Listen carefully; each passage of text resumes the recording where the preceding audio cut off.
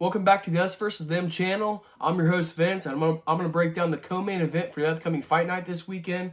We got Kevin Holland versus Mike Malott. Right now, Kevin Holland's sitting at plus 102 slight underdog, and Malott is sitting at a minus 130 favorite. Before I get into the breakdowns, if I can remind you guys to hit the like video so we can get us in the algorithm and all that shit. We appreciate that. Also, subscribe to the channel. We had our first milestone this past weekend and got 50 subscribers. So, you could ask the producer behind the camera here. We get really excited every time we get a subscriber. So we really appreciate you guys all. So thank you. Anyway, let me get into this fucking fight. When you're breaking down Mike Malott and Kevin Holland in past fights, what you'll realize is that they're pretty much, if I describe them, I'd say they're both strikers who have the potential to grapple. They have holes in both parts of their game for sure. Holland, obviously, we have seen him out wrestled before. That's a tale as old as time. But the one thing about that is, you got to understand, like, he gets out wrestled at the 185-pound division. He hasn't really been out wrestled at the 170-pound division recently.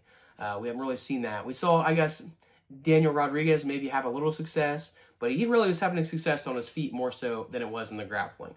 So we know that's the game plan to beat Kevin Holland. Obviously, you guys probably already know how Holland is as a striker. He's, 6'3"? He's 6'3" at the 170-pound weight class. He's got an 81-inch reach. That's probably the longest reach in the entire division. And he fights really long, He throws those punches out there, and he does a pretty good job being at the end of his punches. And he obviously hits pretty hard, too, I definitely wouldn't want to get punched by Kevin Holland. There's no doubt in my mind. He's got fucking thunder in his hands. And even though he hasn't really had a knockdown or a knockout, he's got knockdowns. He hasn't had a knockout in a while. He still has that power in his hands, and it really transfers over well at 170 because he kind of spent his career kind of being a blend fighter between 170 and 185. So now that he's really committing to 170, I think that's really going to help him in the long term as well. One thing you'll see about Holland, obviously, is he's super fucking fast on his feet. His hand speed is really quick, and I think that long range is part of what makes him, seem a lot faster than maybe what he is. I'm not saying he's slow by any means, but he's definitely fucking fast.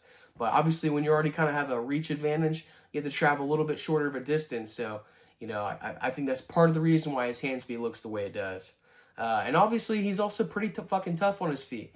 We have seen him take big shots in the past and kind of, recover really well. I think he does a really good job of recovering and keeping himself into fights. So that's definitely part of his cardio, part of his durability. Mike Malott, his striking style is pretty technical. He does a lot of in and out footwork, so he does a really good job of, going backwards when strikes start coming his way. And that's predominantly how he keeps himself safe on the feet. He likes to throw straight punches, 1-2s and shit like that. He also likes to throw in leg kicks. I fully expect him to start mixing in leg kicks early in this fight.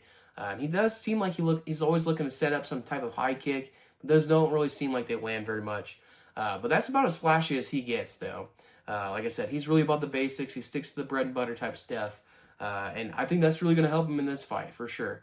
Kevin Holland's got a fighting style where he doesn't really move his feet quite the same. So he's always used to being the longer, rangier fighter. So his style of defending himself is just kind of leaning back. He doesn't really move his feet, just leans back. Mike Malott has a similar body frame as Kevin Holland. Holland's got a couple inches, advantage, I guess, in the height. But, Mike Malott's 6'1". So he's going to be able to utilize, his good footwork to be able to go inside and touch Holland. Another thing that could help Holland win this fight is his good takedowns. We've seen him in past fights have good body lock takedowns. He also shoots leg attack takedowns that he utilizes to get fights to the ground. So obviously, like I said, Holland has been out wrestled before. So if that's something Mike Malott can lean on, especially if the striking isn't really going his way.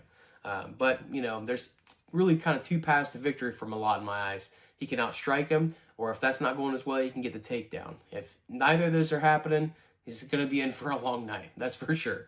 But I don't really know if that's going to happen, to be honest with you. I've been going back and forth on this one, to be honest with you guys. But the more I think about it, the more I realize that, Mike Malott is going to have a grappling advantage. If this fight does go to the ground, especially if he's on top, he's going to have a real big advantage for sure. But I think he's going to do well with the striking as well. I think the in and out footwork is going to make it really hard for Holland to pick up on. And the biggest factor I think about this fight is the fact that Malott is kind of a switch stance fighter. He'll fight whatever style that is most uncomfortable for his opponent. And in the last fight against Daniel Rodriguez, we saw Holland have a hard time with left-handed fighters, with southpaw fighters, and Malott tends to fight a lot in the southpaw stance. So I think that's going to really kind of wear Kevin out, like mentally a little bit. And it's going to make Kevin seem like a little bit stuck in the mud, like we have seen in the past. So for those reasons, I'm going to go with Mike Malott on this one, and I'm going with Malott by decision. That's the end of that breakdown. Stop by for our next video. We have Marlon Chito Vera versus Amin Zahabi. That fight is also going to be a pretty sick fight. So I'm excited to bring that one to you guys. But that's all I got for you in this video. I'm the fuck out of here.